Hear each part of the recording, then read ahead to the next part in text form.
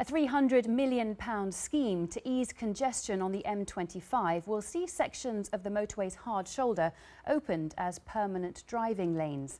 The project is due to be completed by early 2015, but there are safety fears, as our transport correspondent Tom Edwards reports. This is how some of our most congested motorways could look in the future, and today we were given a chance to try it out. So this is it, all lane running. For the first time, I can now pull over and start to drive in the hard shoulder. And it's a concept that's being tested out at a lab in Wokingham. The benefits are that you have an extra lane capacity, so you increase the capacity of the network, and the information that's presented allows the management of the motorway to control for any incidents that occur. All lane running, as it's known, has been used in rush hour on the M42 and the M1. Soon parts of the M25 and the M3 will also be converted. What you do notice when you use this simulator is just how many signs there are telling you what you can and what you can't do.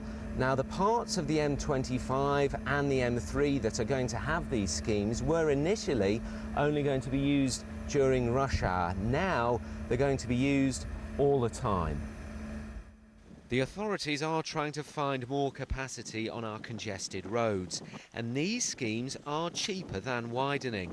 But motoring organisations do have concerns, particularly the distance between refuge bays, where drivers go if they break down.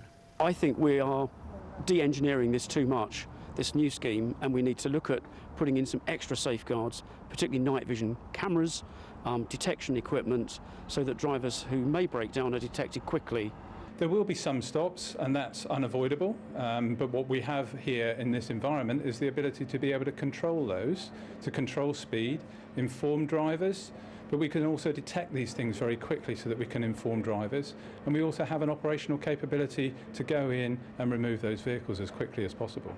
The M25 and the M3 schemes start opening next year. Eventually 6% of the motorway network will be managed like this, all of which means big changes to how we drive on motorways. Tom Edwards, BBC London News, Berkshire. Still to come.